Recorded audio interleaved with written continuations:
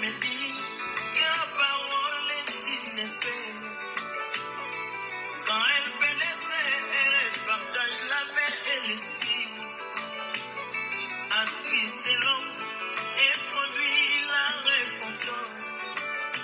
Et comme une épée, elle fait aussi couler le sang. C'est la vraie circoncision. L'ancienne vie est passée et l'homme devient une nouvelle créature. La mauvaise vie, les mauvais désirs de la chair sont anéantis par la puissance de la parole.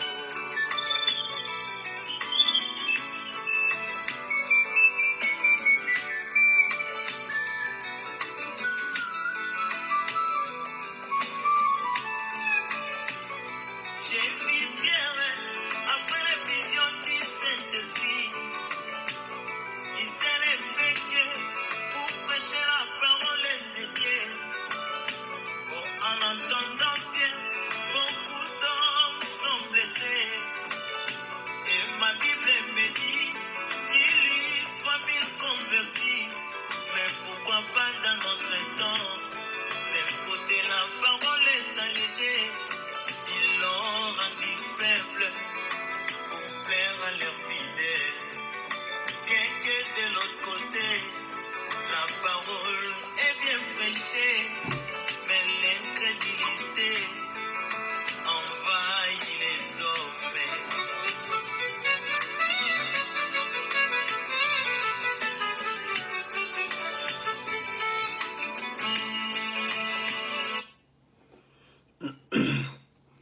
Salut, bien-aimés du Seigneur, que la paix et la grâce de notre cher Sauveur Jésus-Christ vous soient énormément multipliés en son nom. Nous sommes encore très contents de vous retrouver encore à travers ces directs. Vous allez vraiment nous excuser, d'habitude le dimanche. On commence le direct à 7 heures de Londres. Mais parfois, on travaille le dimanche. Si nous travaillons le dimanche, alors ça nous demande un peu de bouger un peu les lignes. Et voilà pourquoi on a commencé un peu tôt, pour que nous ayons un peu le temps d'aller au travail. Parce que au plus tard, 8 heures de Londres, on doit déjà être au travail. Voilà pourquoi on essaie un peu de nous acquitter, de s'acquitter de ce devoir, avant que nous puissions sortir pour aller faire autre chose. Soyez bénis, vous qui aimez la parole de Dieu, vous qui dépendez de cette parole, de partout où vous êtes, à Norvège, vous êtes à Calédonie, vous êtes à Grenoble, vous êtes partout à travers le monde, vous nous suivez dans tous les coins du monde. Vous qui aurez le temps peut-être de suivre cet enseignement en différé, soyez bénis. Que la grâce du Seigneur demeure dans vos vies. Et nous prions Dieu, lui qui nous a donné cette opportunité de nous venir en aide afin que nous puissions parler de sa part. Parce que nous sommes que des instruments au moyen desquels le Seigneur passe pour édifier son peuple. Demeurez bénis, chers bien-aimés. Nous sommes en train de nous exhorter, comme le Seigneur l'a voulu, sur l'adoration. Je crois que le dimanche passé, on a essayé un peu d'introduire, comme on avait promis que tous ces mois, on restera dans ces sujets pour essayer un peu de savoir, un peu en profondeur, la différence qui existe entre adorer Dieu et louer Dieu. Et je vous signale déjà qu'à travers cette exhortation, cette prédication, cet enseignement, comme vous voulez, nous allons devoir parler de 3 points principaux ou très capitaux. C'est-à-dire, on parlera de l'adoration, on parlera de l'adorateur et on parlera de l'adorer. Adorer, c'est quoi? Parce que nous savons que adoration, c'est l'action d'adorer. Mais on va savoir et expliquer ces choses. Pourquoi adorer? Pourquoi l'adoration? Et pourquoi être un adorateur? Alors, cela nous permettra également d'expliquer la louange. Pourquoi on loue? Et quelle est la différence qu'on peut trouver entre louer et adorer Dieu. Et sans nous éloigner de l'écriture que nous avons donnée le dimanche passé, parce que c'est une écriture très importante, très capitale par rapport à ces sujets que nous sommes en train d'aborder. Nous avons lu dans le livre de Romains, au chapitre 8, le verset 28 au verset 29. Oui, parce que beaucoup des enfants de Dieu déjà commencent à se sentir affaiblis. Il y a ceux qui sont déjà fatigués. Il y a ceux qui n'espèrent plus. Il y a ceux qui pensent que les promesses de Dieu sont des aventures. Dieu n'a jamais tenu parole. Il y a ceux qui disent que Dieu les a déjà oubliés. Il y a ceux qui pensent que Dieu ne le calcule pas. Et voilà pourquoi le Seigneur veut que nous puissions prendre un moment afin de pouvoir partager avec le bien-aimé, le Saint du Seigneur, vous, les compatriotes du ciel, quelque chose que le Seigneur trouve importante pour votre salut, pour votre marche avec lui. Alors, vous savez, d'habitude, quand on commence un sujet, on introduit, on essaie un peu de toucher par-ci, par-là, mais après ça, on revient pour aller étape par étape, élément par élément, afin de le décortiquer, afin d'approfondir, d'apporter l'explication un peu large par la grâce du Seigneur. Et c'est ce que nous allons devoir faire aussi par rapport à ce sujet que je trouve très important. Alors, déjà là, nous allons prendre notre écriture de Romains, chapitre 8. J'ai lu le verset 28 et le verset au verset 29. Aujourd'hui, nous allons comprendre quelque chose entre celui que Dieu aime, la différence qui existe entre celui que Dieu aime et celui qui aime Dieu. Parce qu'il y a aimer Dieu, il y a aussi l'amour que Dieu a vis-à-vis de toi. Alors, on va essayer, par la grâce du Seigneur, expliquer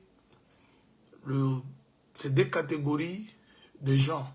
Il y a les gens qui sont aimés par Dieu.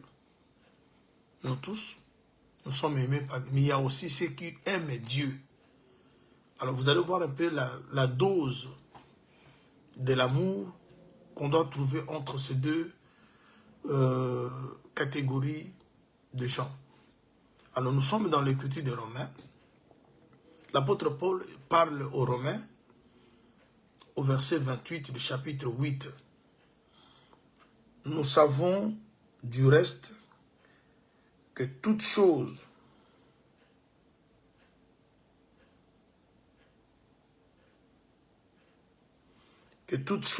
concourt au bien de ceux qui aiment Dieu, de ceux qui sont appelés selon son dessein. Car ceux qu'il a connus d'avance, il les a aussi prédestinés à être semblables à l'image de son Fils, afin que son Fils soit le premier-né de beaucoup de frères. Dans cette écriture, on nous parle d'abord, on ne parle pas de l'amour que Dieu a vis-à-vis de sa création, ou a vis-à-vis de son peuple, ou a vis-à-vis de ses enfants. Mais on parle de l'amour que les gens, un groupe de gens, a vis-à-vis de Dieu. Parce qu'on dit que toutes ces choses concourent au bien de ceux qui aiment Dieu. Ici, on trouve qu'il n'y a pas une seule personne qui aime Dieu, il y a toute une famille, tout un peuple, tout un groupe de gens qui sont reconnus comme des personnes qui aiment Dieu. Alors, ceux qui aiment Dieu, ils doivent s'attendre à beaucoup de choses. Ça peut être à la vie des hommes mauvaise comme bonne, mais toutes ces choses-là, c'est pour le bien de ceux-là qui aiment Dieu. C'est ainsi qu'on s'était mis à s'exhorter par rapport à la vie que nous menons, la vie sur cette terre, les situations que nous rencontrons avec. On vient de terminer une année, l'année 2025, où on attend de plaire par-ci, par-là, les gens qui se lamentent, les gens qui pleurent, les choses n'ont pas évolué, la main de Dieu ne s'est pas manifestée, on n'a pas vu ce qu'on espérait voir, on n'a pas tenu, saisi ce qu'on comptait saisir, on n'a pas vu de résultats qu'on attendait, on n'a pas été guéri de ces maladies, on n'a pas trouvé du travail qu'on espérait, le voyage ne s'est pas effectué, le mariage n'a pas eu lieu, les enfants ne sont pas venus, l'argent n'en parlons même pas. C'est-à-dire, chacun de nous pleure, se lamente, se pose des questions par rapport à sa vie. Et cependant, on était là chaque jour devant la présence de Dieu, on priait, on jeûnait, on se faisait des sacrifices, on s'acquittait à nos devoirs, mais à la fin de l'année, on n'a pas vu les choses se réaliser comme on avait souhaité. Alors on se pose des questions, est-ce qu'on a vraiment Dieu? Est-ce que Dieu est avec nous? Dieu nous connaît? Nous sommes enfants de Dieu? Est-ce que nous ne sommes pas oubliés? Ce sont des questions que beaucoup des enfants de Dieu se posent. Il y a ceux qui commencent déjà à penser, bon, à faire autre chose, trouver des solutions par ses propres efforts. Et tout ça, ce sont des questionnements de réalité que beaucoup de nous traversent. Alors, le Seigneur veut que nous puissions comprendre quelque chose. C'est ce que nous allons devoir, par la grâce du Seigneur, expliquer aujourd'hui. Parce que le dimanche passé, comme je venais de le dire, on n'avait qu'introduit.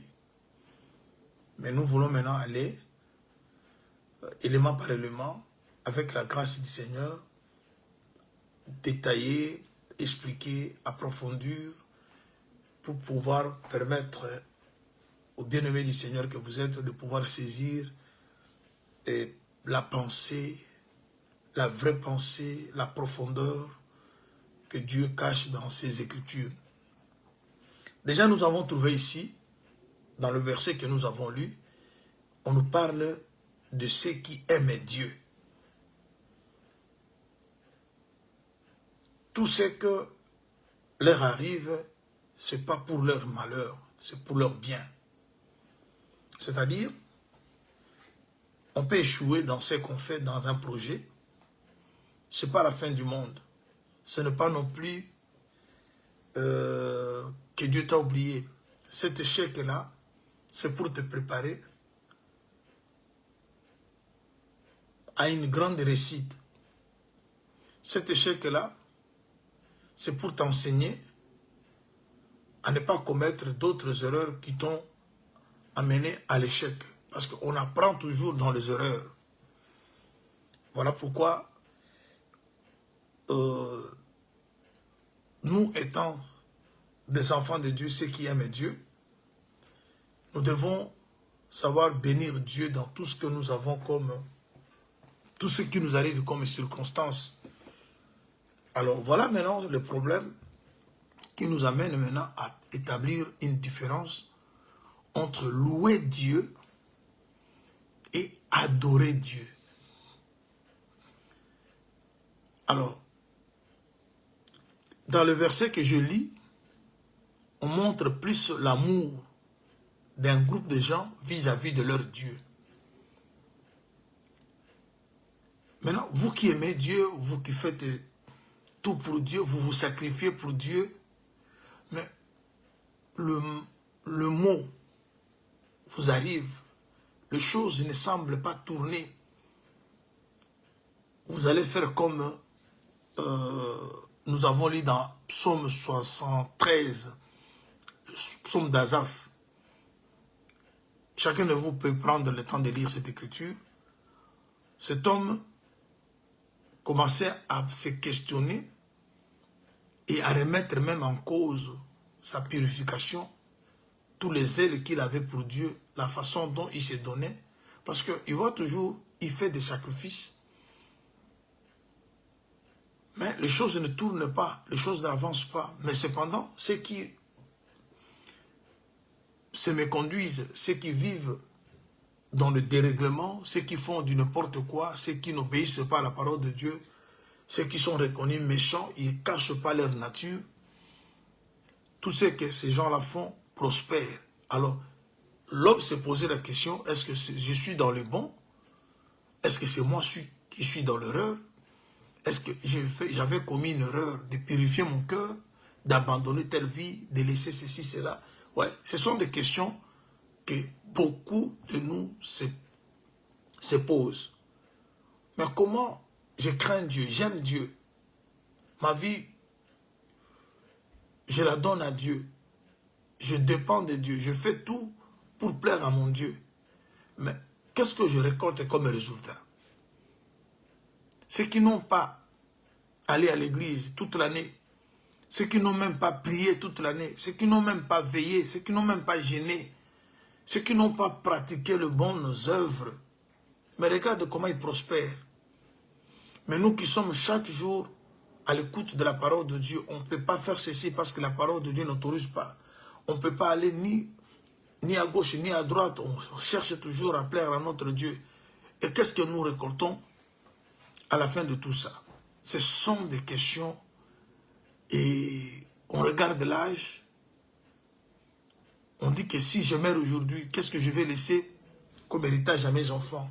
J'ai sacrifié toute ma vie. Je me suis appliqué à vivre la parole de Dieu. Mais regarde, ceux qui vivent dans la corruption, ils préparent l'avenir de leurs enfants. Et c'est pendant cette même parole que je suis en train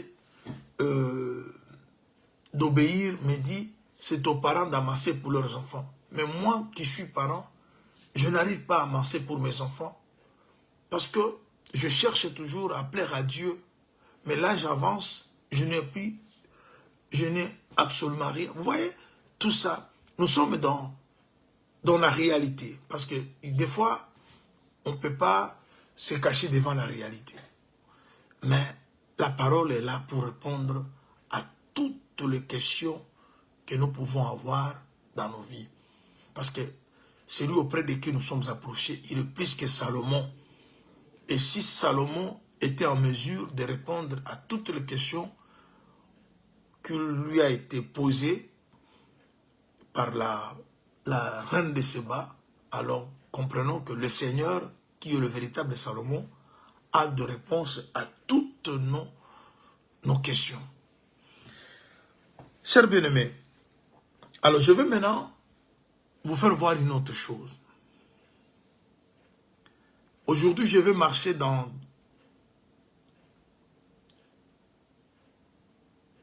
deux directions. Je vais vous présenter une lignée de ce que de personnes qui aiment Dieu et une autre lignée de personnes que Dieu aime. Parce que toutes ces deux lignées, c'est pour nous. Dieu nous aime.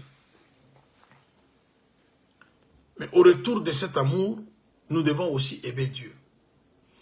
Maintenant, ceux qui aiment Dieu ont d'abord été aimés par Dieu. Parce que vous ne pouvez pas aimer Dieu si Dieu n'est pas le premier à vous aimer. Maintenant, il y a des gens, ils ont l'amour de Dieu, c'est-à-dire Dieu les aime, mais ils n'ont pas encore compris qu'il faut qu'ils puissent renvoyer l'ascenseur à ces dieux-là. Dieu qui les a aimés, et aussi ils doivent aimer Dieu. Alors ceux qui aiment Dieu sont supérieurs à ceux qui aiment Dieu. Parce qu'il y a beaucoup de gens qui sont aimés, parce que nous tous nous sommes aimés de Dieu. Mais il y a peu qui retournent auprès de ces dieux-là pour reconnaître que Dieu aussi mérite leur amour. Je vais prendre une écriture et cette écriture va nous aider à pouvoir... Je suis dans le livre de Luc.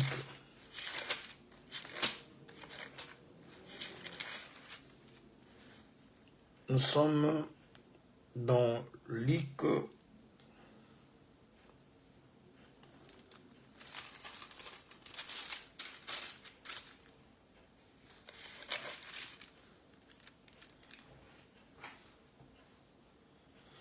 Luc chapitre 17.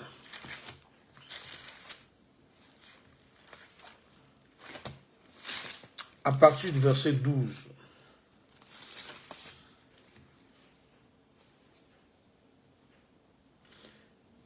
Bon, je commence au verset 11. Jésus se rendant à Jérusalem,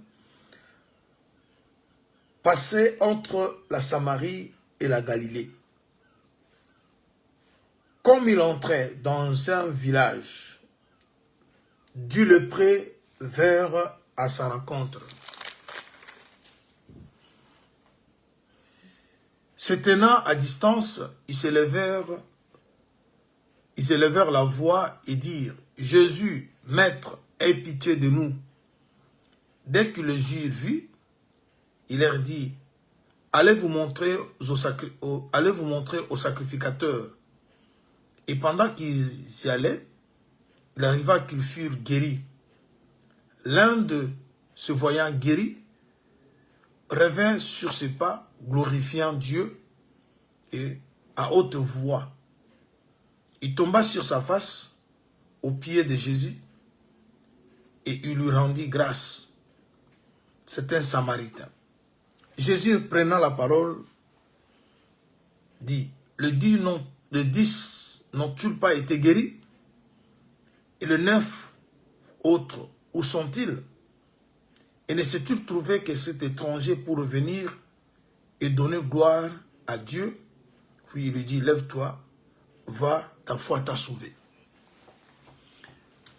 Cette écriture nous parle de 10 lépreux.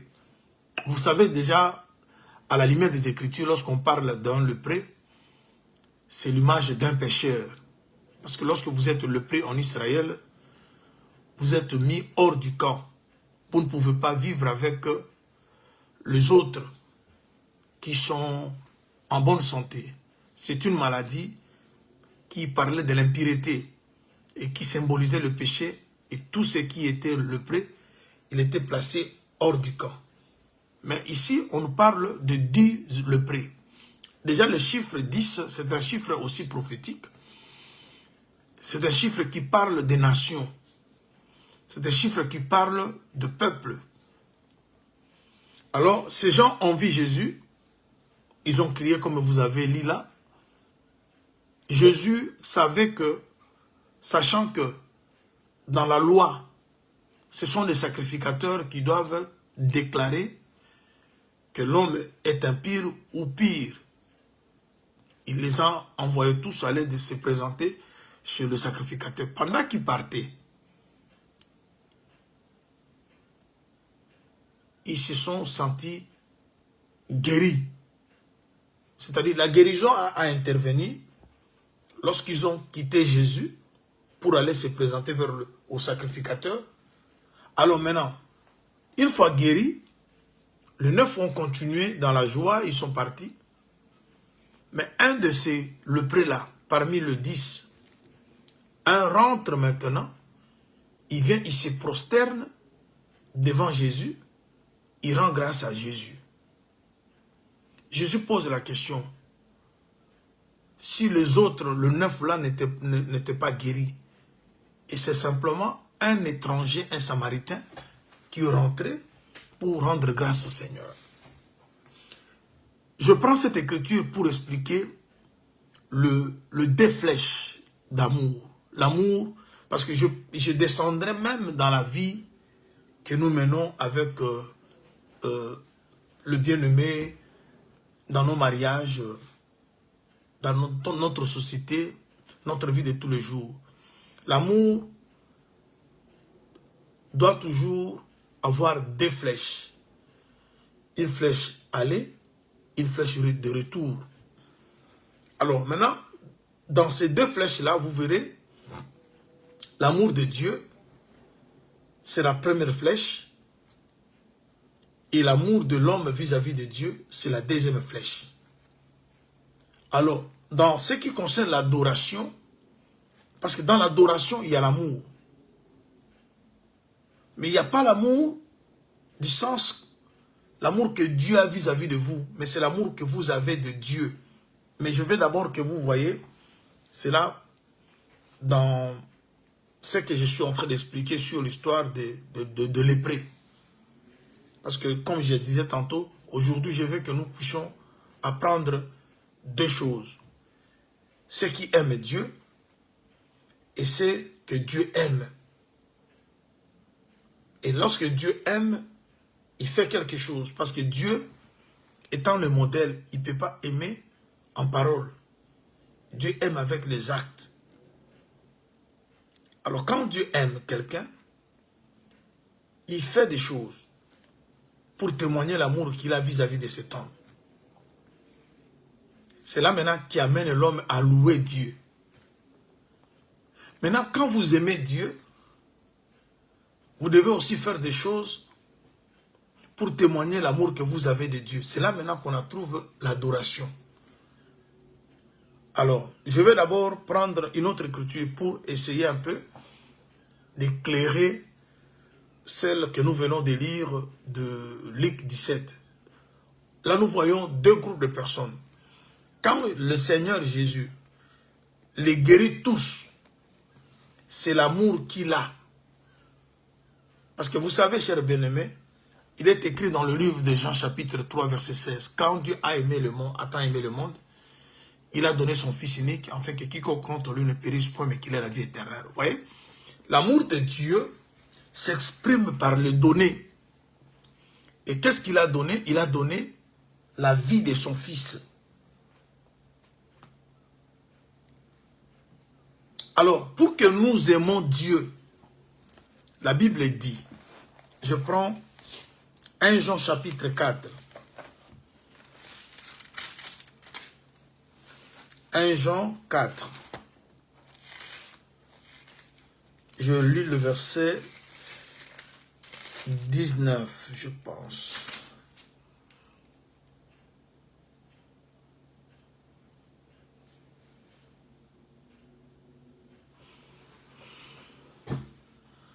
« 1 Jean chapitre 4, nous lisons le verset 19. « Pour nous, nous l'aimons parce qu'il nous a aimés le premier. »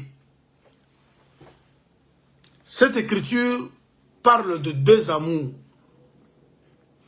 Le premier amour, c'est celui que Dieu a manifesté vis-à-vis de sa création, vis-à-vis de son peuple, vis-à-vis de ses enfants.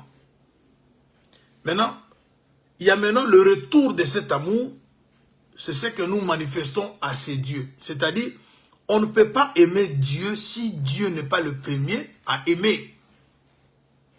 C'est-à-dire, celui qui est du groupe de ceux qui aiment Dieu, c'est quelqu'un qui a déjà expérimenté l'amour de Dieu. Parce que vous ne pouvez pas aimer Dieu si Dieu n'est pas le premier à vous aimer.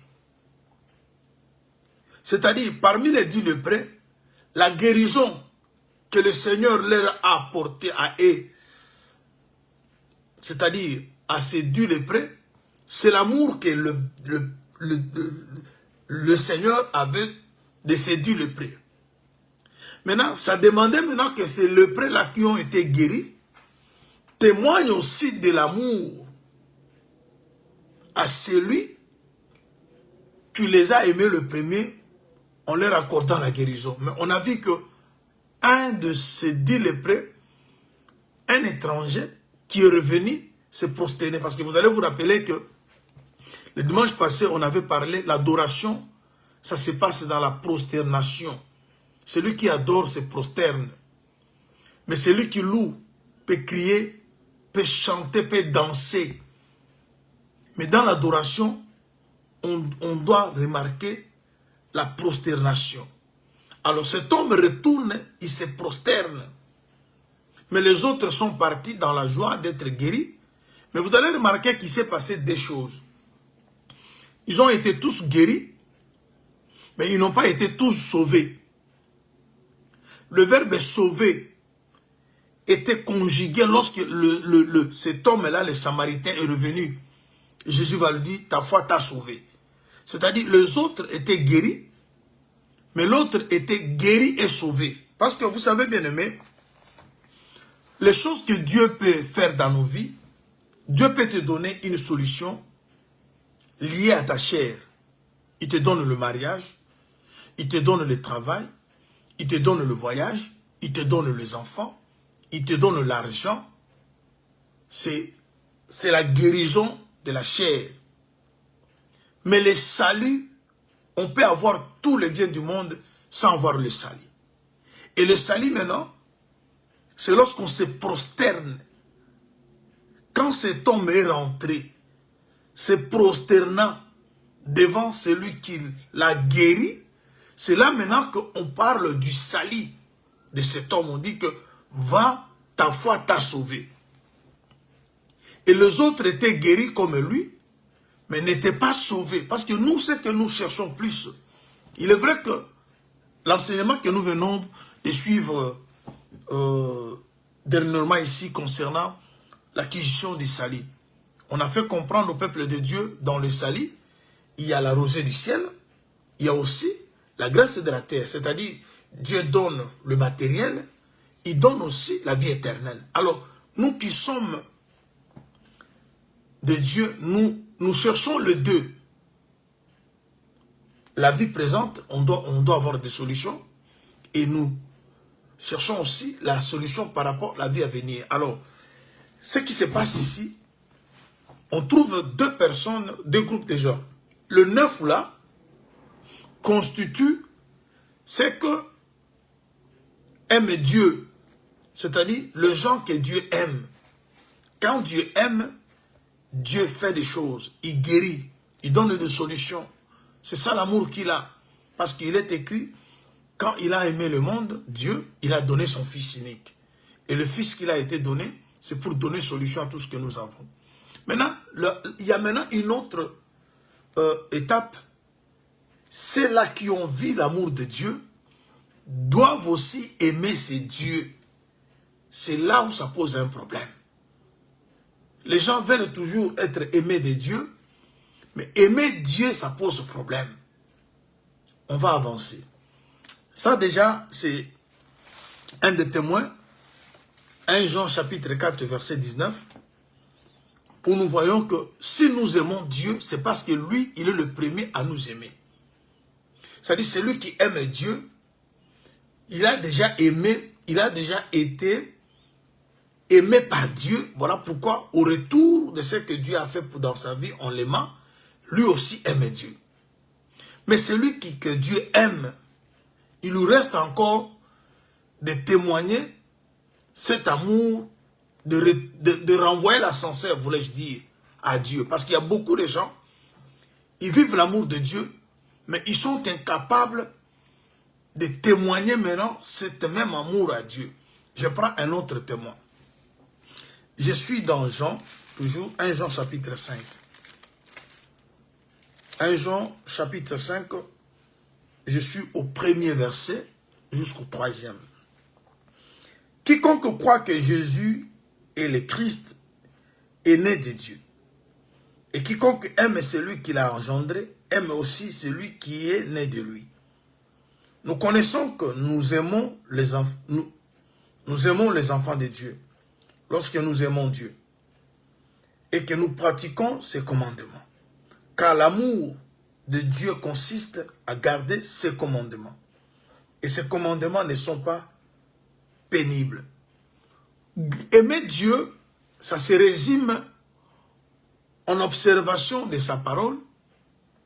Ça se résume en gardant les commandements de Dieu. C'est-à-dire, aimer Dieu n'est pas autre chose si ce n'est de respecter sa parole. Parce que Dieu est la parole. Au commencement était la parole. Elle était avec Dieu. Elle était Dieu. Ainsi de suite. Alors, lorsqu'on dit qu'on aime Dieu, on reste attaché à la parole de Dieu. On se soumet à la parole de Dieu. Voilà pourquoi vous voyez l'adoration, c'est la prosternation. C'est-à-dire, vous vous laissez dominer par la parole. Vous acceptez tout ce que le Seigneur impose dans votre vie. Le bien comme le mal. Sachant que tout ça, c'est pour votre bien. Lorsqu'on aime Dieu, on garde sa parole. Garder la parole de Dieu, c'est-à-dire, c'est être d'accord à tout ce que déclare la parole de Dieu et à tout ce que Dieu permet dans votre vie, sachant que Dieu ne peut rien faire pour votre malheur.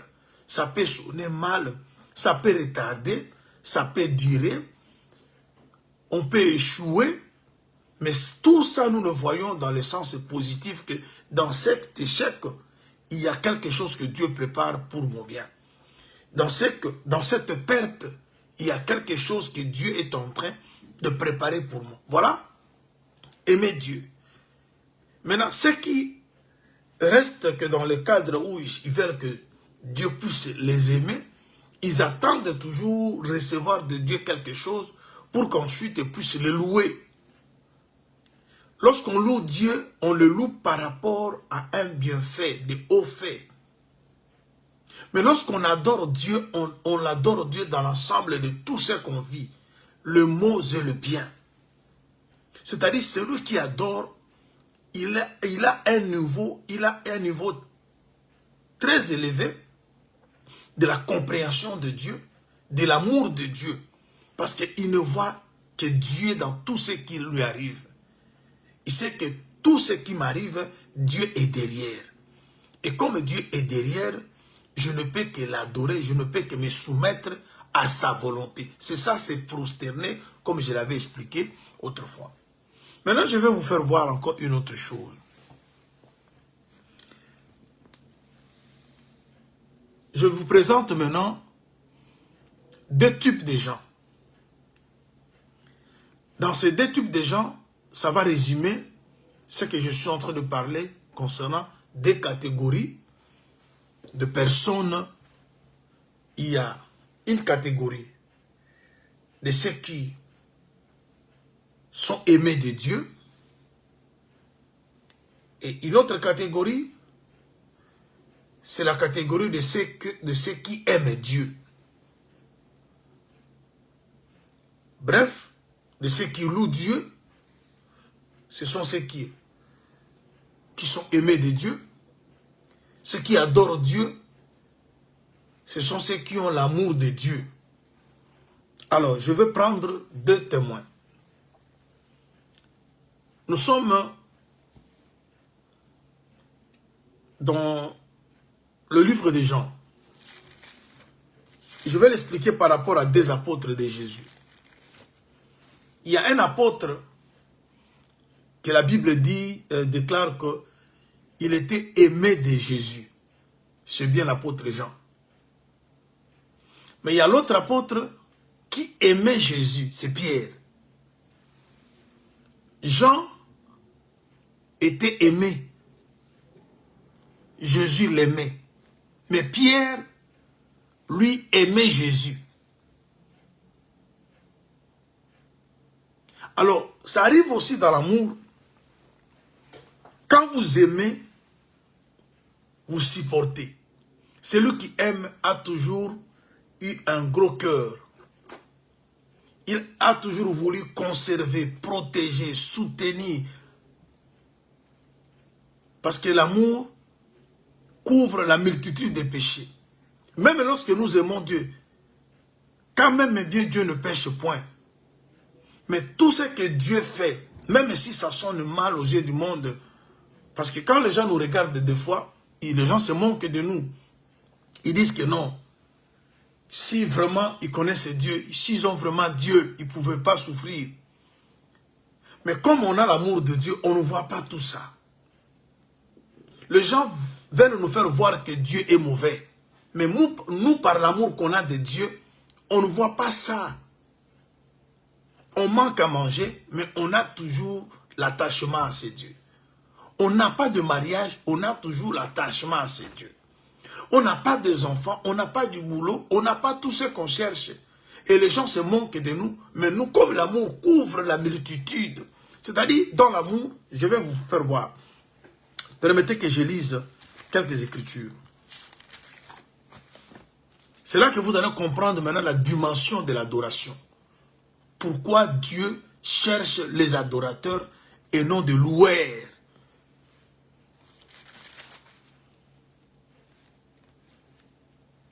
Parce que ceux qui louent Dieu, c'est comme des gens, des flatteurs.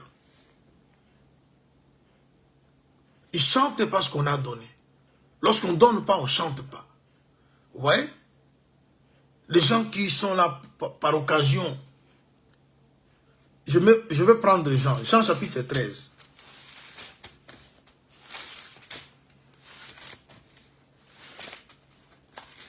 Jean 13.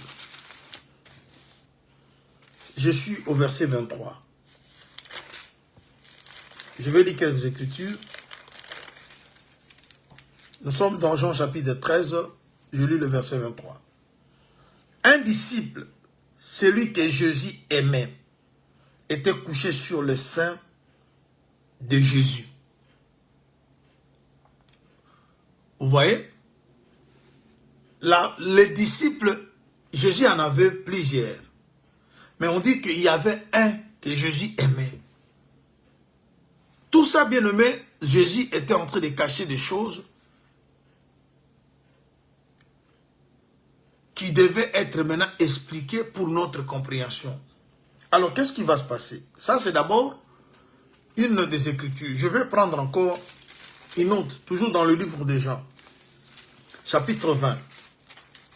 Supportez, chers bien-aimés. Chapitre 20. Jean, chapitre 20. Je lis le verset 2. Commençons au premier. Jean, chapitre 20, à partir du premier. Le premier jour de la semaine, Marie de Magdala s'est rendue au sépulcre dès le matin, comme il faisait encore obscur. Elle vit que la pierre était ôtée du sépulcre. Elle courut vers Simon-Pierre et vers l'autre disciple que Jésus aimait. Il leur dit, ils ont enlevé du sépulcre le Seigneur et nous ne savons où ils l'ont mis. Ça, ce sont des témoins où nous voyons toujours qu'on parle d'un disciple que Jésus aimait. Déjà, vous voyez la position que Jean occupait lorsque Jésus se mettait autour de table avec ses disciples. On dit qu'il mettait sa tête sur la poitrine de Jésus. Il était trop proche. Jésus l'aimait, oui. Est-ce qu'en Dieu, il y a l'acception des personnes? Non. Mais comment Dieu, je pense que Jésus c'est Dieu. Comment il pouvait aimer Jean sans aimer les autres? C'est là que nous disons que ça cachait de mystère. Regarde bien aimé. Nous sommes dans la famille de Lazare. Lazare, c'est l'ami de Jésus. Mais Lazare a deux sœurs. Les deux sœurs de Lazare parlent aussi de deux catégories de fidèles. Vous voyez? Lorsque Jésus arrive dans la maison de Marthe, Marthe, elle est dans la cuisine. Elle est en train de préparer. Mais Marie, elle est au pied de Jésus. Mais elles toutes dans la même maison. Mais les positions que les deux sœurs occupent sont différentes. L'autre, l'une est dans la cuisine, dans la maison toujours. Mais l'autre est près du Seigneur, au pied de Jésus. Vous voyez? Toutes les deux, sœurs de Lazare, toutes les deux dans une même maison, mais ils occupent de positions différentes. Nous avons des gens comme ça. Dans ce qui concerne le salut, nous n'occupons pas tous de même position. Nous sommes tous dans la... Comme je vous ai parlé l'autre fois. La maison de Dieu a 3 niveaux. On a le parvis, c'est déjà la maison de Dieu. On a le lieu saint, c'est déjà la maison de Dieu, le lieu très saint. Mais vous pouvez tous être dans la maison, mais vous n'occupez pas tous la même pièce. Nous tous qui disons que nous avons Dieu, mais nous sommes différents les uns aux autres par rapport à notre attachement, par rapport à notre approche. Voilà pourquoi je suis en train de vous expliquer cette histoire. Nous avons Jean que Jésus aimait. Les versets, il y en a plusieurs. Même si vous prenez Jean chapitre 21, le verset 7, on répète la même chose. Vous pouvez prendre Jean chapitre 21, le verset 20. On parle toujours qu'il y avait un disciple que Jésus aimait. Mais vous allez maintenant trouver un autre disciple qui aimait Jésus. Parce que c'est là où maintenant se cache la grande différence.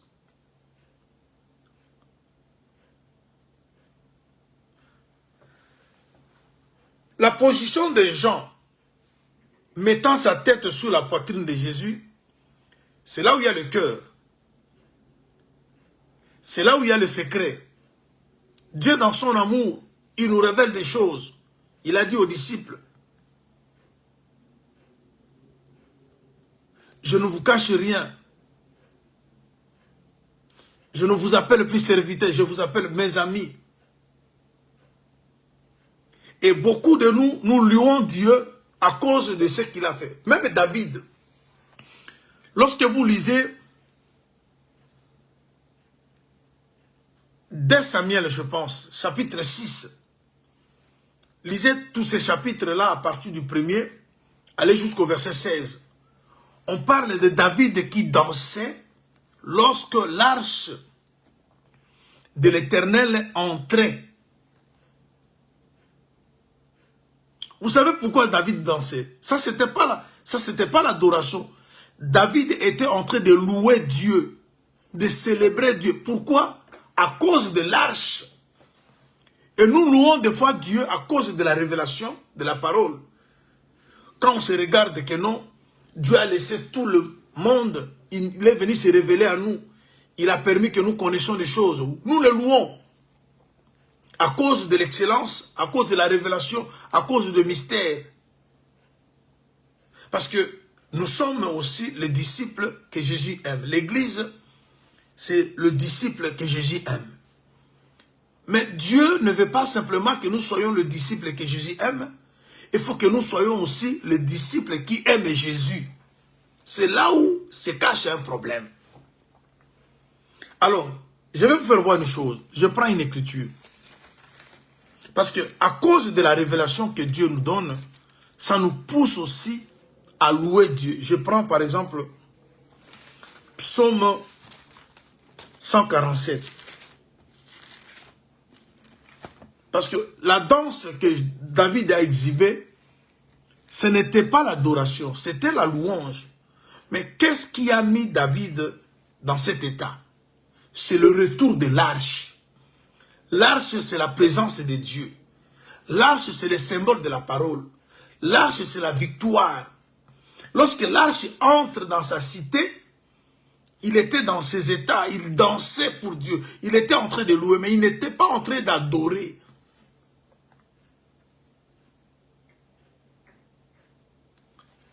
Je prends Psaume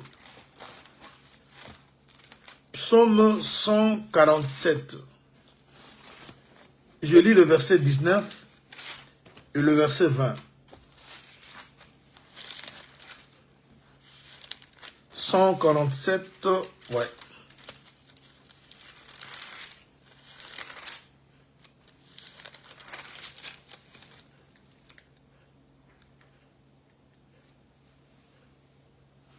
Je commence au verset 18. Il envoie sa parole, il est fond, il fait souffler son vent et les eaux coulent. Il relève sa parole à Jacob, ses lois et ses ordonnances à Israël. Il n'a pas agi de même pour toutes les nations. Elles ne connaissent point ses ordonnances. Louez l'Éternel. Vous voyez? On termine par le verset 20. On demande à louer. On dit louons l'Éternel. Pourquoi? C'est par rapport aux choses que Dieu a faites. Qu'est-ce que Dieu a fait? Il a révélé sa parole à Jacob. Les autres nations n'ont pas bénéficié à ça. Voilà pourquoi parfois, nous chantons, nous louons Dieu à cause des révélations. À cause de cette grâce que Dieu nous a faite de comprendre ces choses que les autres n'ont pas compris. Oui, on loue Dieu.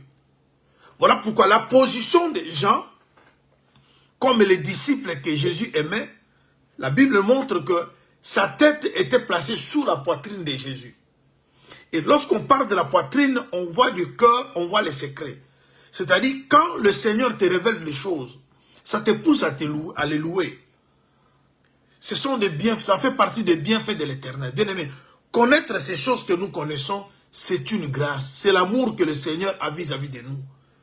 Il a laissé tous ces gens pour venir se révéler qu'à nous.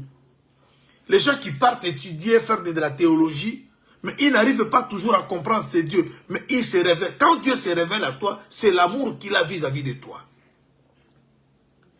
Et ça nous pousse à louer Dieu, à lui témoigner notre reconnaissance, ainsi de suite. Mais ici, nous voulons insister de l'amour qu'on doit avoir de ces dieux-là. Déjà, nous nous sommes promenés dans les Écritures pour voir que vous ne pouvez pas aimer Dieu si Dieu ne vous aime pas le premier. Mais Romains 8, qui est notre écriture de base, nous parle toutes choses concourent au bien de ceux qui aiment Dieu. Non au bien de celui ou de ceux que Dieu aime, non. Toutes choses concourent au bien de ceux qui aiment Dieu. Ceux qui aiment Dieu. Vous qui aimez Dieu, il y a des choses qui viennent, que ça soit mauvaise ou bonne, c'est pour votre bien. Alors ces gens-là qui aiment Dieu, ils ont une grandeur. Dieu leur a donné un cœur, une compréhension, un niveau trop élevé. Voilà pourquoi je suis en train de faire cette démarche pour que vous voyez, parmi les disciples de Jésus, il y a un qui symbolisait le groupe de ceux que Dieu aime. Il y a aussi un autre qui représentait, qui symbolisait le groupe de ceux qui devaient aimer Dieu. Je prends maintenant l'écriture pour parler de celui qui aimait Jésus parmi les disciples. Je suis toujours dans Jean. Jean chapitre 21. Je lis à partir du verset 15. Jean 21, je lis à partir du verset 15.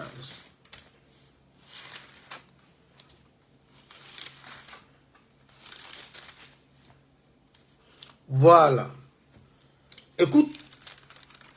Écoutons ce que Jean nous dit.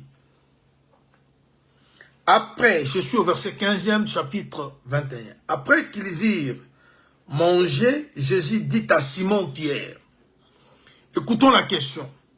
Simon, fils de Jonas, m'aimes-tu plus que ne m'aime ceci? Il lui répondit, oui Seigneur, tu sais que je t'aime. Jésus lui dit, paie mes agneaux. Il lui dit une deuxième fois, Simon, fils de Jonas, m'aimes-tu? Pierre lui répondit, oui Seigneur, tu sais que je t'aime. Jésus lui dit, paie mes brebis. Il lui dit pour la troisième fois, Simon, fils de Jonas, m'aimes-tu? Pierre fit attristé de ce qu'il lui avait dit pour la troisième fois. M'aimes-tu? Il lui répondit, Seigneur, tu sais toutes choses. Tu sais que je t'aime. Jésus lui dit, paie mes brebis. Vous voyez ici, bien-aimés,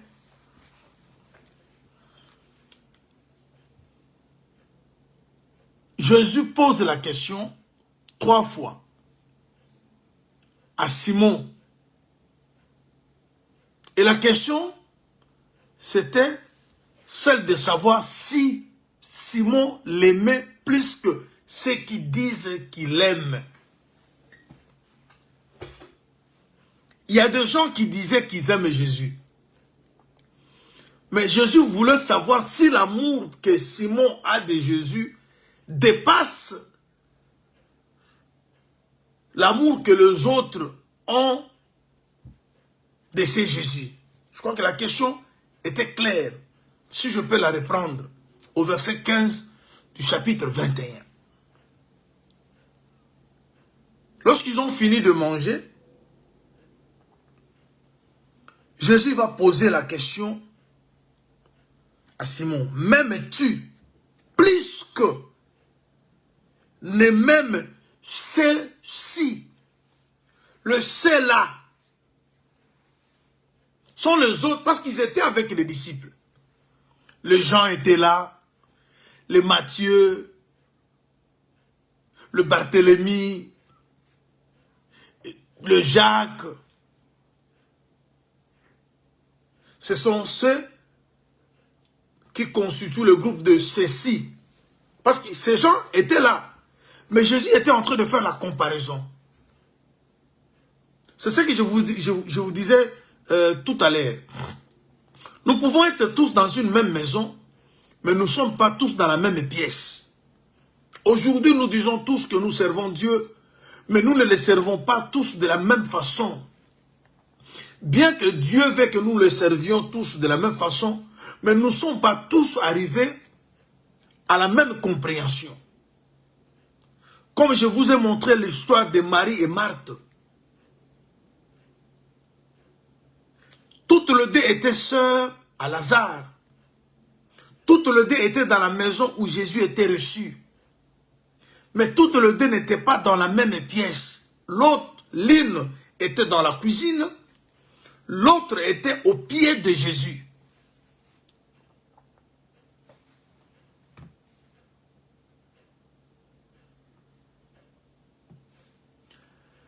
Celle qui était à la cuisine voulait que celle qui était au pied de Jésus abandonne le pied pour la rejoindre dans la cuisine.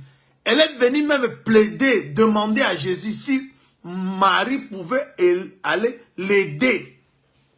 Et vous savez ce qu'a été la réponse de Jésus. Vous vous dérangez pour des choses de rien. Mais ta sœur a choisi une part qui ne lui sera jamais ôtée. Et elle était où? Cette dame, Marie, était au pied de Jésus. Vous ne pouvez pas être au pied de Jésus debout.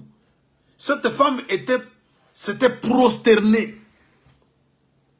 Pendant que l'autre était debout, en train de préparer, mais elle est venue demander que le mari puisse la rejoindre. Mais elles toutes étaient dans une même maison. Nous acceptons que nous tous, nous sommes enfants de Dieu.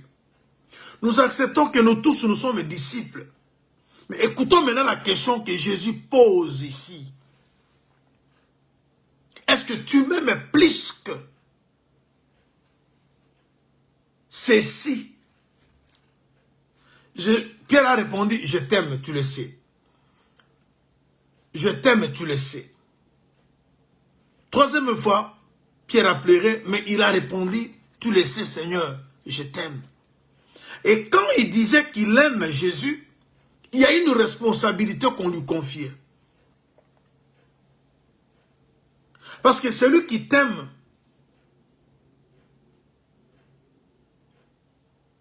il doit faire tout pour que tu existes. Mais celui qui attend de toi l'amour, il est capricieux. Il est dans l'intérêt. Quand tu ne lui donnes pas, il ne te reconnaît pas.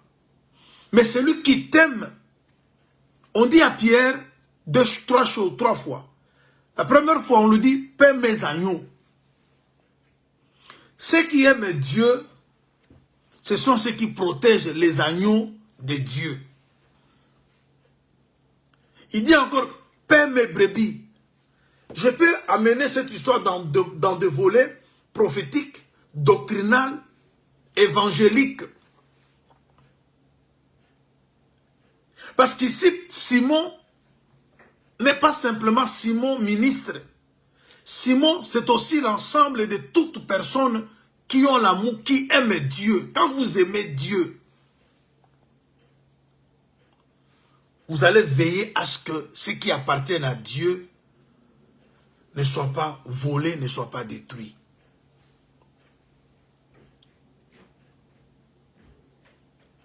Et on le trouve même dans l'amour, dans le mariage. Il y a d'autres mariages, si ce mariage tient, c'est parce que la femme aime son mari. C'est parce que le mari aime sa femme. Parce que celui qui aime a toujours eu un gros cœur. Celui qui aime supporte, l'amour supporte tout. Vous voyez? L'amour excuse tout. L'amour pardonne tout. Et c'est comme ça, quand Dieu vous aime, Dieu vous supporte. Et quand vous aimez Dieu aussi, vous devez supporter Dieu. Accepter de porter son opprobre. Parce que l'amour, c'est le même. Lorsque cet amour, c'est la flèche qui vient de Dieu à vous, Dieu vous supporte. Et lorsque ça demande maintenant que vous aimez Dieu, c'est toujours les mêmes exigences que on doit trouver en vous. Quand vous avez la nudité, quand vous manquez à manger, quand vous n'avez pas le mariage, vous devez toujours supporter, transporter ces dieux.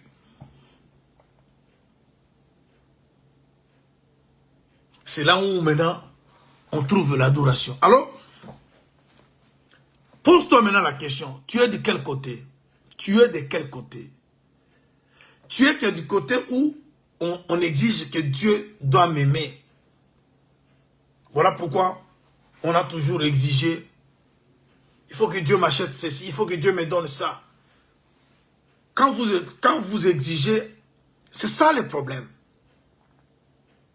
Parce que on a toujours voulu recevoir de Dieu, parce que c'est lui qui nous a aimés. Et c'est ça que beaucoup de femmes disent à leur mari. C'est toi qui m'as cherché, c'est toi qui m'as aimé, c'est toi qui m'as fait ceci. Et quand vous savez, même dans une entreprise, quand est-ce que les gens deviennent capricieux? Lorsqu'on sait qu'on s'intéresse à lui, l'entreprise l'a cherché, l'entreprise trouve qu'il est important, qu'il est utile, qui peut apporter quelque chose. Et l'homme exige maintenant beaucoup. Je vais avoir une telle maison, je veux que vous m'achetez ceci, je veux que vous fassiez ceci pour moi. Parce que les gens vous sollicitent. Maintenant, lorsque c'est vous qui sollicitez le travail, on vous demande, quand vous partez, vous cherchez un travail. Et que c'est vous qui suppliez qu'on puisse vous engager. Même si on vous propose un petit salaire, vous acceptez. Parce que c'est vous qui cherchez le travail. Mais lorsque on vient vous chercher, vous donnez beaucoup d'exigences. Et c'est ça. Si vous êtes que les chrétiens qui restent au niveau où vous attendez toujours que Dieu vous aime, mais vous oubliez que vous avez aussi la part de démontrer que vous aussi vous aimez Dieu. Vous ne saurez jamais adorer. Les adorateurs sont du groupe de ceux qui aiment Dieu. Ils ne sont pas du groupe de ceux que Dieu aime. Parce que ceux que Dieu aime, ils attendent toujours voir le merveille de Dieu. Pour chanter, pour louer Dieu. Parce que Dieu a fait ceci, voilà pourquoi je l'adore. Je le chante, je le loue. Mais un adorateur, même si ça tourne, je vais vous faire voir quelque chose. Retournons dans Jean 21. Vous allez voir pourquoi le Seigneur avait posé de telles questions à Pierre. J'étais arrivé au verset 18. Non, je m'excuse. Jean 21, nous avons lu du 15e jusqu'au verset 17. Maintenant, prenons le verset 18. Parce que la pensée continue. En vérité, je te l'ai dit. Là, il s'adresse à Pierre.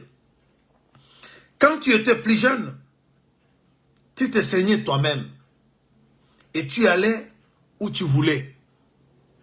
Mais quand tu seras vieux, tu étendras tes mains et un autre te ceindra.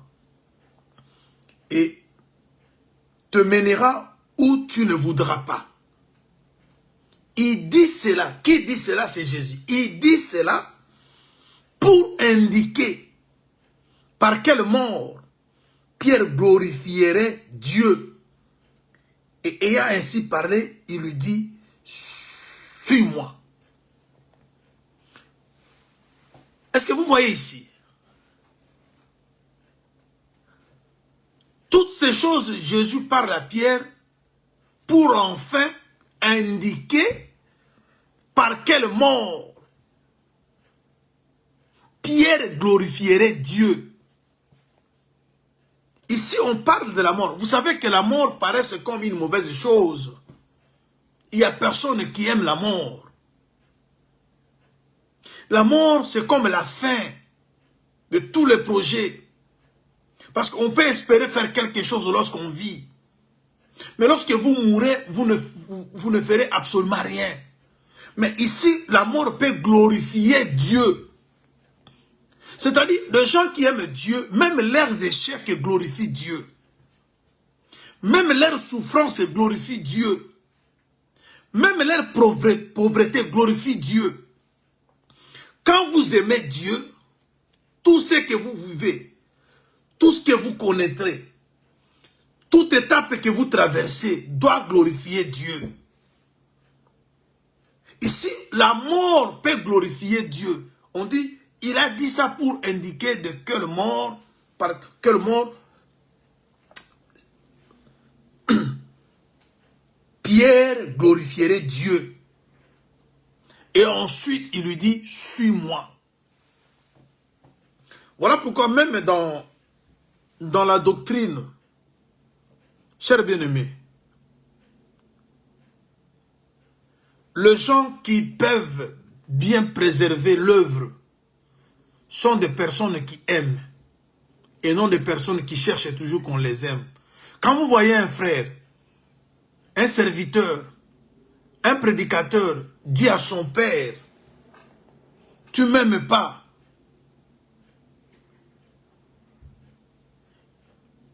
cet homme-là ne saura pas faire une bonne continuité de l'œuvre. Parce qu'il cherche toujours qu'on puisse lui offrir des choses pour qu'il soit rassuré. Mais celui qui vous aime, il n'attend pas vraiment de vous quelque chose. Vous soyez là, ou vous ne soyez pas là. Il protège votre nom. Il protège l'œuvre. Il ne cherche pas à vous détruire.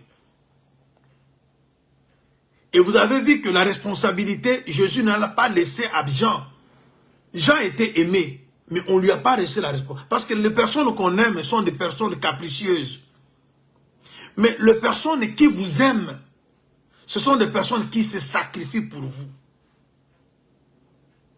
Et ce sont des bonnes personnes. Les gens qui ne sont pas là pour un intérêt. Il y a des gens, tout prédicateur que vous voyez en faisant l'œuvre de Dieu, ils sont toujours dans des choses réclamant leurs droits. Si le droit n'est pas respecté, ils négligent, même au temps de la loi, quand les dîmes n'étaient pas données, quand les enfants d'Israël n'amenaient plus à manger, on dit que les Lévites ont fermé. Les Lévites ont fermé, ils sont allés dans leurs occupations. Bien aimé, je vous dis aujourd'hui, beaucoup de gens que vous voyez servir aujourd'hui, s'ils ne reçoivent pas le matériel, ils vont arrêter. Voilà pourquoi vous voyez beaucoup travaillent pour leur... Vous le voyez là chanter, vous le voyez là se poumonner, ils sont que derrière les intérêts. Ils n'ont pas l'amour de Dieu, mais ils sont là en train de vouloir toujours recevoir quelque chose de Dieu. Parce qu'il y a deux sortes de personnes. Il y a ceux qui travaillent pour Dieu, non d'abord pour... L'apôtre Paul dit ceci, quand il parlait aux Corinthiens. Il dit que je ne viens pas chez vous pour gagner vos biens. Je cherche d'abord vos âmes. Il y en a peu aujourd'hui qui servent l'Éternel pour que les âmes soient sauvées. Il y a ceux qui servent aujourd'hui parce qu'ils savent que si je prêche, je dois récolter. Si j'enseigne, on me donnera ceci. Si je sais pas, on va me donner ceci. Et lorsque vous ne donnez pas, ils ne vont plus le faire.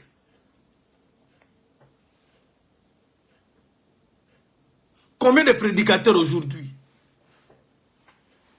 s'ils ont eu une révélation, des révélations, il dit, rejoignez-moi dans mon groupe, ou bien appelez-moi inbox. Quand vous l'appelez, il faut m'envoyer des unités. Parce que vous voyez, l'Internet, ça demande de l'argent. Mais nous, quand nous vous donnons des révélations, nous vous exigeons rien. Que vous donnez pas. Nous sommes dans le devoir de servir. Parce que quand on aime Dieu, on paie ses brebis, on paie ses agneaux. Si vous êtes les agneaux de Dieu, vous êtes le brebis de Dieu. Et tout ce que Dieu nous donne, nous devons le mettre à votre disposition parce que Dieu veut que vous soyez en bonne santé. Voilà, aujourd'hui, il y a des groupes qui se créent par-ci, par-là. Il y a des numéros qui sont envoyés. Il y a des syllabis qui se vendent comme des cacahuètes. Vous pensez que tous ces mondes-là ont vraiment besoin de vos salis? Ils sont plus attachés à l'argent. Je vous dis sincèrement, ça peut choquer, ça peut déranger, mais c'est de la vérité. C'est de la vérité. Alors, bien-aimés, j'avais voulu que vous puissiez comprendre ces choses. On a deux catégories de personnes dans une même maison, mais dans des pièces différentes. Il y a ceux qui sont dans la cuisine. Il y a d'autres qui sont prosternés aux pieds du Seigneur. et ils ont choisi la part qui ne leur sera jamais ôtée. Il y a 10 lépreux qui ont été guéris, 9 sont partis, un de lépreux est revenu se prosterner, c'est à lui qu'on lui a dit, le salut maintenant vient d'être d'accordé. Alors, j'avais voulu vous amener ici pour maintenant ouvrir un chemin. C'est ce chemin-là que nous allons devoir aborder cette semaine. L'adoration, dans l'adoration, parce que je parlerai du mot, du verbe adorer, je parlerai de l'action qui est l'adoration, et je parlerai également de celui qu'on appelle adorateur. Adorer, l'adoration et l'adorateur. Ce sont les 3 points que nous allons devoir expliquer tout au long de cette exhortation, cet enseignement, prédication, comme vous voulez. Mais j'avais voulu d'abord que vous compreniez que, laisse-moi vous donner quelques exemples. La louange fait partie aussi de notre vie. C'est de la reconnaissance. Mais quand est-ce qu'on parle de la reconnaissance? On parle de la reconnaissance après avoir reçu, vu une assistance, un soutien. Maintenant, on n'est pas ingrat, on revient. Mais il faut d'abord qu'on voie quelque chose. Voilà la louange. C'est pas mal. Louer Dieu, c'est bien aussi. Mais c'est pour des personnes qui sont que dans la catégorie d'attendre de vivre l'amour de Dieu vis-à-vis d'eux. Quand Dieu aime, Dieu fait de merveilles. Parce qu'on ne peut pas aimer en parole. On aime avec les actes. Voilà pourquoi Dieu, lorsqu'il nous aime, il nous guérit, il nous donne des solutions, il nous bénit. Et nous revenons auprès de lui, le louer, le chanter, l'exalter, danser, c'est de la reconnaissance, c'est bien. Mais l'adoration, c'est très, très, très, très profonde, voulais-je dire. C'est pour des personnes qui sont passées, ils ne sont pas simplement dans l'étape d'attendre Dieu, les aimer, mais eux aussi aiment Dieu. Voilà pourquoi tout ce que les gens disent que Dieu est mauvais, eux ne voient pas ça. Ouais, c'est ça, parce que dans l'adoration, il y a l'amour. Je vais vous faire voir une chose. Vous savez, quand vous lisez la Bible, les Écritures saintes, dans le livre de Genèse, quand vous lisez Genèse chapitre 29, à partir du verset 34, d'abord, qu'est-ce que vous allez remarquer? Jacob a 2 femmes, les femmes pour lesquelles il a travaillé pendant 14 ans auprès de Laban, c'était Léa et Rachel. Les servantes sont venues être données, mais ce n'est pas pour les servantes que Jacob avait travaillé. Il y a des moments où on parle de toutes les 4 femmes comme femmes de Jacob. Ça tient aussi debout, les Écritures appuient ça. Il y a au moment où on parle que de 2 femmes comme les femmes de Jacob, Léa et Rachel. Alors, je vais maintenant prendre le volet où Jacob n'a que 2 femmes, Léa et Rachel. Et vous verrez que Léa n'était pas aimée. C'est Rachel qui était aimée. Mais qu'est-ce qui va se passer? Rachel, Léa va donner à Jacob 4 enfants. Le premier enfant, c'est Rubin. Lorsqu'il donne naissance à Rubin, il dit, Dieu a vu mon humiliation.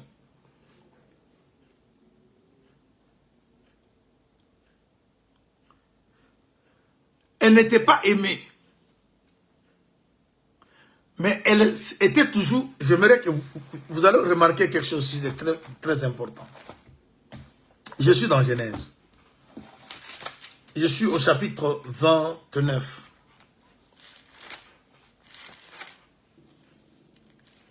Voilà. Genèse 29.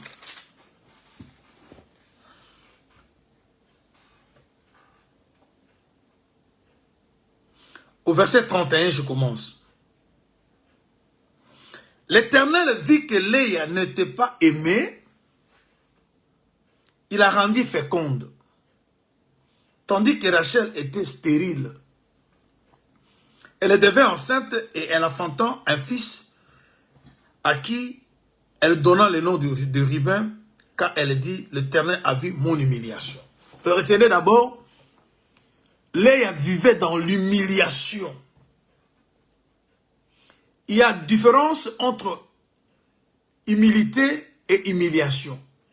L'humilité, c'est-à-dire vous vous privez vous-même, vous vous effacez. Ça, c'est l'humilité.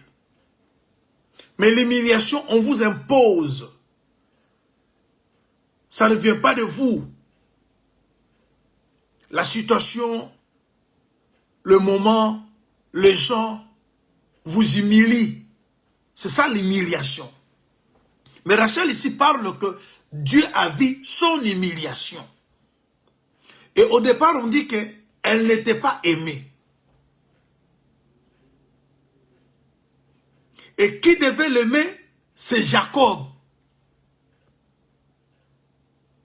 Jacob qui est l'image de Dieu. Mais il n'aime pas Léa, mais il aime Rachel. Mais qu'est-ce que Léa faisait dans la maison de Jacob? Et c'est ça que... Alors, il continue. La parole de Dieu continue. Le verset 32. Elle devint encore enceinte et enfantant un fils à qui elle donna le nom de Ruben, car elle dit, l'Éternel a vu mon humiliation et maintenant mon mari m'aimera. Elle espéra, elle était en train toujours d'espérer à l'amour. Elle sait qu'elle ne pas aimée, elle vit l'humiliation, mais elle espère à l'amour. J'arrive au verset 33.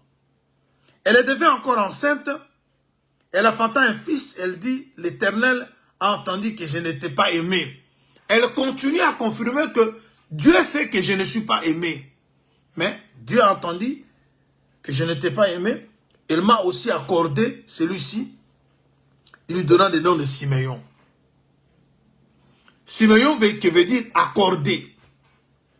Mais elle continue toujours à souffrir de manque d'amour. Et cette manque d'amour l'amène dans l'humiliation.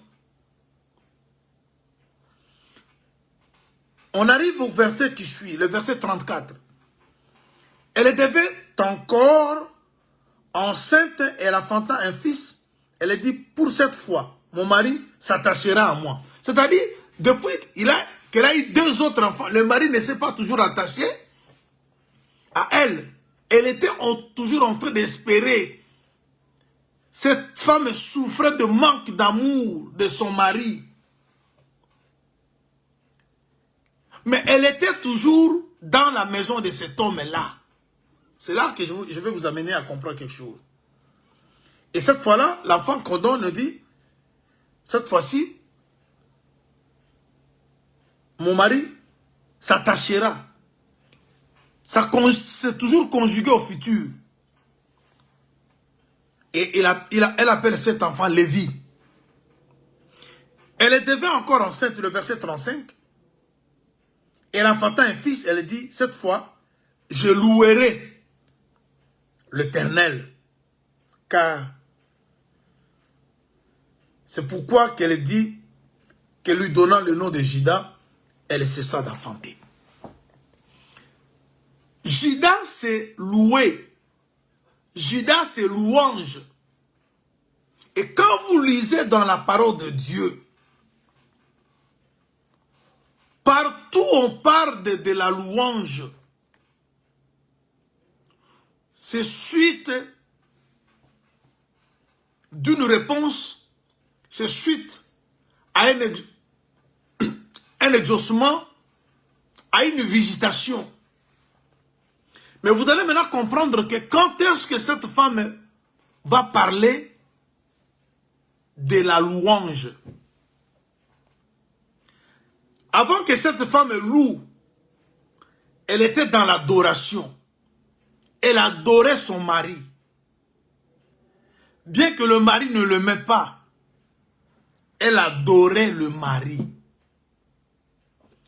Avant la venue des Rubens, Léa adorait. Parce qu'elle vivait l'humiliation. Avant la venue de Siméon, Léa adorait. Parce qu'elle n'était pas aimée. Avant la venue de Lévi, Léa était toujours dans l'adoration. C'est elle qui adorait le mari. Et maintenant, la louange vient maintenant avec Judas. C'est-à-dire, pour qu'elle chante maintenant, regardez. Elle dit, je louerai l'Éternel. Quand est-ce qu'on pense maintenant louer l'Éternel? Je vais vous lire 2-3 versets. Je prends par exemple 2 Samuel chapitre 22.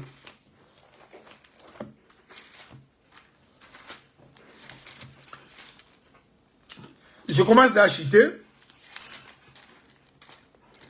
2 Samuel 22.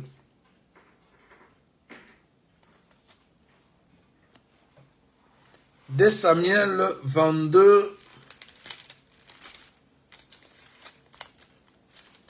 Voilà. Je prends le verset.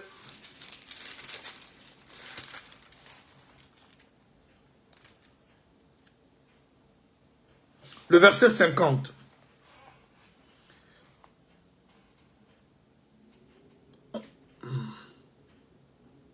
Je commence au verset 48 pour une bonne compréhension. Le Dieu qui est mon vengeur, qui m'assujettit le peuple et qui me fait échapper à mes ennemis. Tu m'élèves au-dessus de mes adversaires. Tu me délivres de l'homme violent. C'est pourquoi je te louerai parmi les nations, ô Éternel. Je chanterai à la gloire de ton nom. Vous voyez? La louange a toujours été précédée par une intervention de Dieu, par une assistance, par une visitation, par un bienfait. On ne peut pas louer si on n'a pas vu Dieu faire quelque chose. Mais l'adoration, même si la chose n'est pas faite, on est là. On reconnaît qu'il est Dieu. On se prosterne, on se soumet à sa volonté. On accepte tout ce qu'il décide sur toi. Léa était là, la femme de Jacob, dans l'humiliation, manque d'amour, manque d'affection. Mais Jacob était son mari. Et dans la bouche de Léa, la louange sort lorsque le 4e enfant vient. Et vous savez que le 4e, c'est Judas qui est la délivrance. On a toujours loué lorsqu'on a vu la main de Dieu. Lorsqu'on a une réponse. Mais l'adoration, c'est au-delà même. Même lorsque vous souffrez, même lorsque les choses ne tournent pas, même lorsque vous êtes dans l'humiliation, vous traversez les moments sombres de votre vie, Dieu reste Dieu. On se prosterne. On reconnaît Dieu.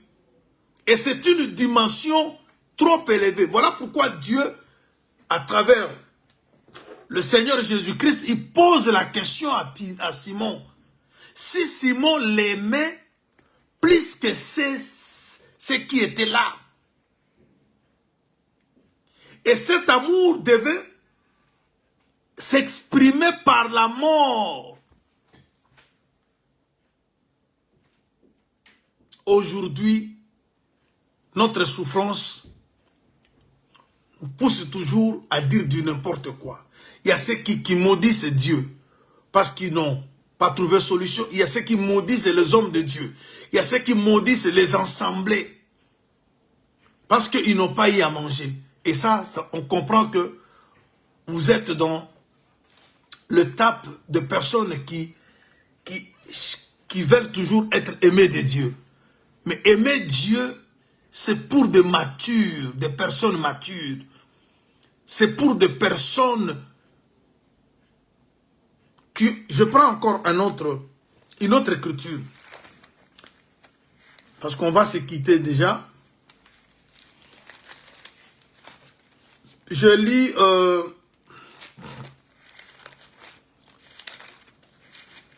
voilà.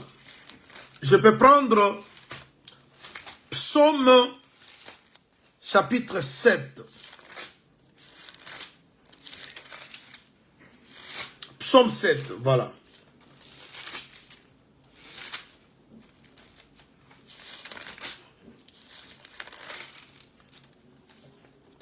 Voilà, nous lisons Psaume chapitre 7 à partir du verset 18.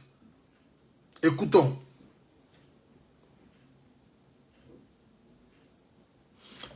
Je louerai l'Éternel à cause de sa justice. Je chanterai le nom de l'Éternel du Très-Haut. On explique que c'est à cause de sa justice. Quand on voit la justice de Dieu, on voit les soutiens de Dieu, ça pousse quelqu'un à louer. Je ne suis pas contre la louange, j'aime qu'on loue Dieu. C'est ça être reconnaissant. Mais c'est un niveau trop bas pour quelqu'un qui se dit enfant de Dieu. Lorsque vous attendez toujours que Dieu fasse quelque chose pour que vous reconnaîtrez qu'il est Dieu. Mais des gens qui sont matures, même si les choses ne tournent pas bien, même si les choses n'avancent pas, même dans leurs échecs, ces gens-là reconnaissent Dieu. C'est ça les adorateurs. Voilà pourquoi, aujourd'hui, j'avais voulu, chers bien-aimés, que vous arriviez à comprendre la différence entre ceux qui aiment Dieu et ceux qui sont aimés de Dieu. Mais nous devons vivre tous les deux en nous. Dieu nous a aimés, voilà pourquoi il est venu nous sauver. Et nous aimons ce Dieu-là, voilà pourquoi nous le servons. On sert Dieu parce qu'on l'aime. Alors pour servir Dieu, il faut aimer ce Dieu. Et lorsqu'on sert Dieu, il n'y aura pas que la rose. Les choses peuvent aussi tourner mal. On peut aussi mourir de faim. On peut aussi vivre dans l'humiliation. Comme c'était le cas de cette femme Léa. Elle était humiliée. Elle n'était pas aimée. Son mari n'était pas attaché à elle. Mais elle était attachée à son mari. Léa était dans l'adoration. La louange est venue lorsque Judas est venu. Alors des personnes, des enfants de Dieu qui sont sauvés, qui sont vraiment nés de nouveau, sont des personnes qui sont plus dans l'adoration. Parce que dans l'adoration, la louange se cache. Mais ce sont des gens qui n'attendent pas simplement que Dieu fasse quelque chose dans leur vie pour qu'ils reconnaissent que c'est là, il est Dieu. Combien de gens aujourd'hui commencent cette année avec de mauvaises décisions? Déjà, je ne vais plus aller à l'église, je ne vais plus gêner, je ne vais plus donner parce que j'ai beaucoup donné, je n'ai pas récolté, j'ai beaucoup fait ceci. Parce que vous êtes dans la logique où pour que vous louez Dieu, il faut que Dieu vous donne quelque chose. Mais ceux qui sont adorateurs, ils sont dans des dimensions où, que ça tourne mal ou pas, Dieu reste Dieu. J'arriverai là où je parlerai de ces choses. Mais aujourd'hui, j'avais voulu que vous puissiez comprendre qu'on a deux catégories de personnes. Je vais terminer en vous disant ceci. Il y en a beaucoup comme verset où la louange vient toutefois après avoir vu quelque chose venant de Dieu. Mais j'aimerais que vous voyez encore une autre chose ici. Je prends 2 Corinthiens chapitre 4.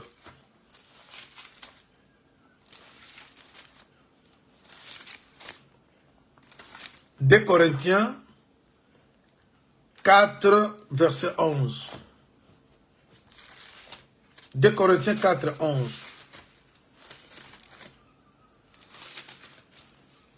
Bien-aimé, toi qui déjà pensais rester à la maison, de ne plus partir à l'assemblée parce que l'année t'a déçu.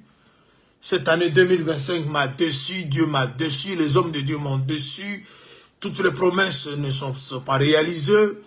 Écoutons ce que la parole de Dieu nous dit. Nous sommes dans 1 Corinthiens chapitre 4, nous lisons.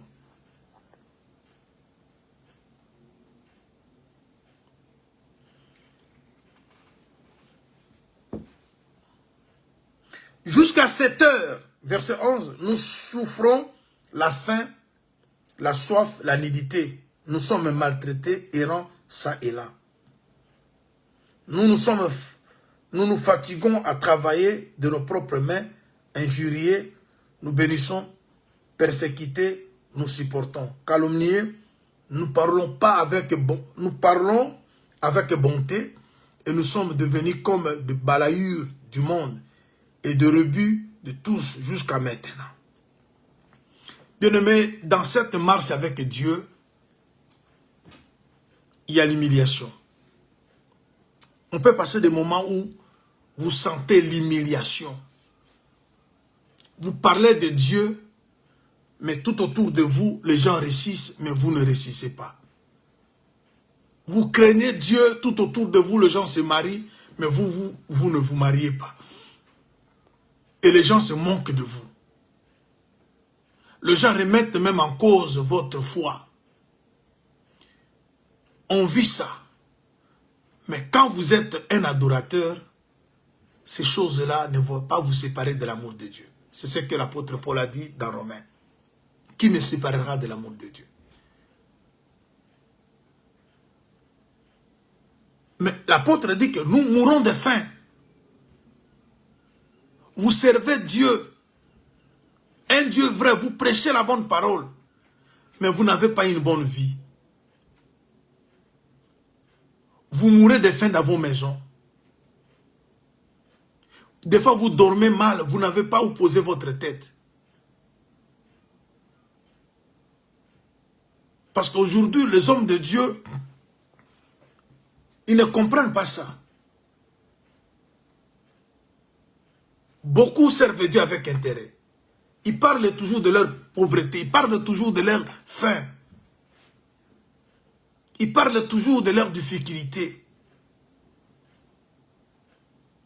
Si vous qui êtes prédicateur, vous qui prêchez la parole de Dieu, vous qui dites aux gens d'avoir la foi, que Dieu va assister. Mais quand vous souffrez, vous venez devant l'assemblée toujours pleurer. Je n'ai pas mangé, je n'ai pas bu, mes enfants n'ont pas allé à l'école, je n'ai pas où dormir. Mais cependant, vous enseignez les autres à supporter. Et vous-même, vous ne savez pas faire face à ça. Or, l'apôtre Paul dit à Timothée qu'il soit le premier à veiller sur l'enseignement qu'il prêche. C'est là que vous allez comprendre qu'on a beaucoup de mercenaires dans cette œuvre.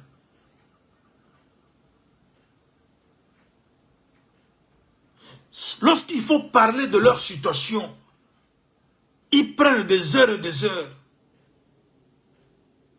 Regardez mes enfants, regardez ma maison, regardez ma vie. Je n'ai pas ceci, je n'ai pas cela. Mais vous savez combien de frères et sœurs sont assis sur le banc?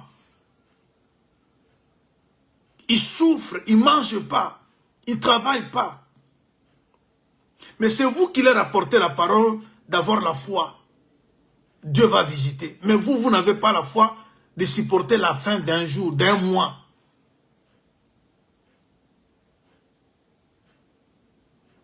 Vous allez voir des paniers devant l'assemblée comme pas possible. Les paniers, je vous dis des paniers. Quand vous entrez dans une église, vous voyez déjà multitude de paniers devant. Vous comprenez qu'ici, il y a un problème. On peut prendre 40 minutes pour parler toujours. Je n'ai pas ces mots, je n'ai pas ceci, je n'ai pas cela, je n'ai pas cela. Mais non, les fidèles qui sont là, des fois d'autres sont venus à l'église à pied.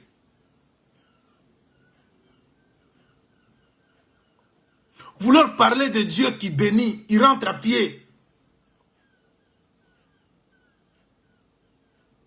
Beaucoup sont aimés de Dieu, mais ils n'aiment pas Dieu. Alors, je vais terminer. On va continuer, chers bien-aimés. Ce sont des exhortations. J'aimerais que nous lisions une écriture et puis je vous laisse vous reposer. Moi, je vais vite travailler. Dans 20 minutes, il faut que je commence déjà le travail. Je dois m'acquitter de cet engagement. Ceux qui vont se connecter le soir, parce on prie ces jours-ci le soir, on aura encore un autre sujet. Je suis dans Romains. Romains chapitre 14. Romains 14.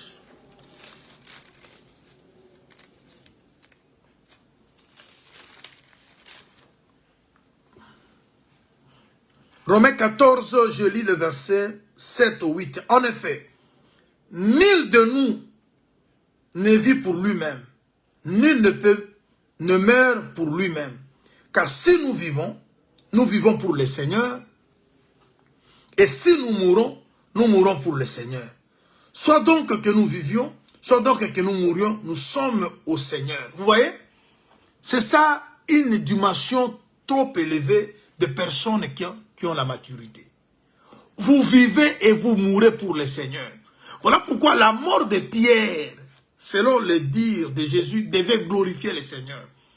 Bien-aimés, tout ce qui peut vous arriver, ça doit glorifier le Seigneur. Ne glorifions pas le Seigneur simplement parce que vous avez à manger.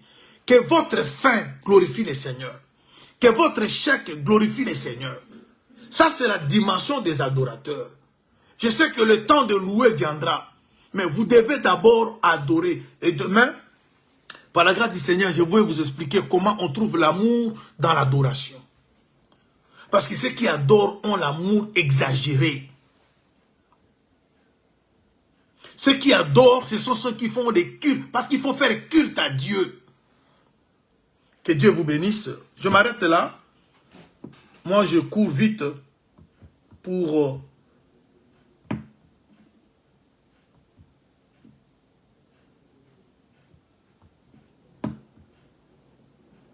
Alors, que Dieu vous bénisse. Bon dimanche. On va évoluer. Que la grâce et la paix du Seigneur soient votre partage. On se retrouve prochainement. Que la paix et l'amour du Seigneur soient sur vous.